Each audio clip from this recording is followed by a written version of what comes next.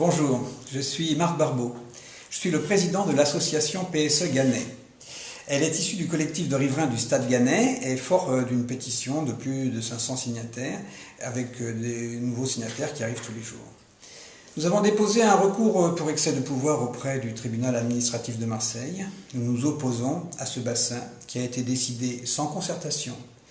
C'est un passage en force, sans enquête publique, totalement inadapté à cet emplacement en pleine zone d'habitation. C'est totalement inacceptable en vertu du principe de précaution. Il est construit en pleine zone inondable. 2500 mètres carrés bétonnés qui empêcheront la terre d'absorber les eaux de pluie, le boulevard Gannet étant déjà une voie inondable. Il sera enterré à près de 40 mètres de profondeur, il sera de 56 mètres de circonférence, fermé seulement par le local technique. Il aura une capacité de 50 000 mètres cubes d'eau de pluie et d'eau usée, provenant du plus grand collecteur d'égouts de Marseille, donc de la merde, du caca si vous préférez. Chaque fois qu'il y aura des orages, il sera rempli, ou chaque fois que Géolide aura besoin de faire sa maintenance, il sera donc rempli. Il restera plein pendant tout l'épisode pluvial, ce sera ensuite renvoyé de nuit par de gigantesques turbines vers Géolide pour être enfin traité. Quand le bassin est rempli, il y a obligatoirement une fermentation qui crée des gaz. Ces gaz seront évacués par une cheminée vers l'extérieur, soi-disant désodorisés, mais on n'a jamais parlé de la dépollution nécessaire prévue pour éviter les molécules volatiles dangereuses, potentiellement dangereuses pour la santé.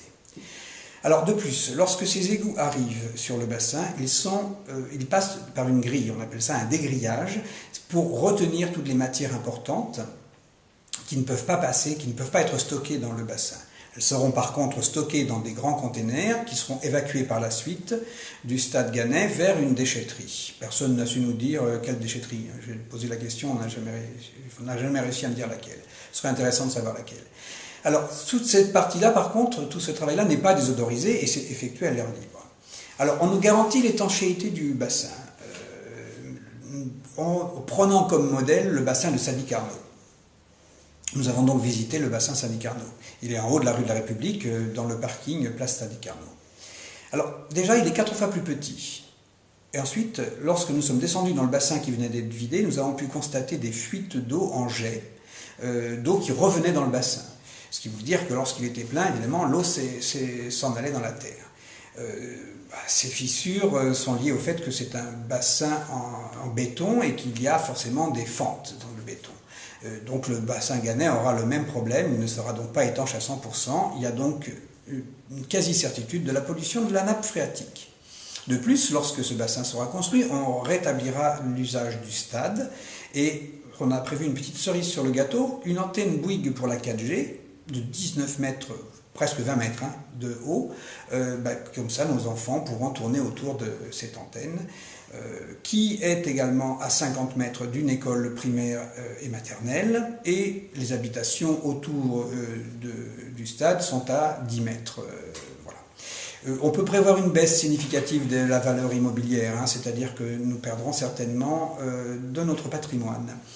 Il y a des dommages collatéraux, ça vous les vivez tous les jours. Il y a les travaux de 6h à 22h qui sont extrêmement bruyants. Ça a été autorisé par l'élu en charge de la santé et de l'hygiène à Marseille. Il y a 3 ans de travaux quand même avec une circulation impossible.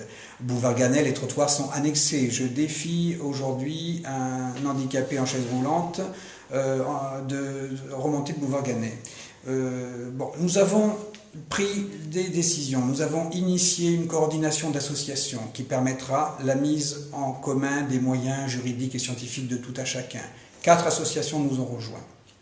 Il y a Vie et Terre, il y a les Amis de la Terre, il y a la Drive, il y a Au Bien Commun. Nous sommes également soutenus par le CIQ, Jean Bouin, Gannet, Puget et Michelet-Ramon. Nous avons alerté le ministre de l'écologie, Madame Ségolène Royal. Nous allons créer un comité de scientifiques. Et nous sollicitons les élus et les candidats au départemental pour se positionner pour ou contre le bassin, à la suite de quoi nous espérons pouvoir créer un comité d'élus. Notre but est de proposer des alternatives crédibles.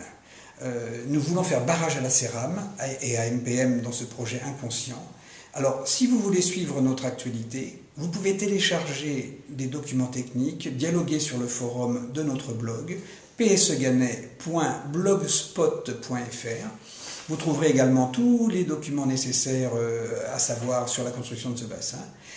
Nous vous proposons d'adhérer. En tous les cas, par ce blog, vous pourrez adhérer et soutenir financièrement nos actions en cotisant. C'est la lutte du pot de terre contre le pot de fer. Mais croyez-moi, ce n'est pas la première fois qu'un pot de terre l'emportera.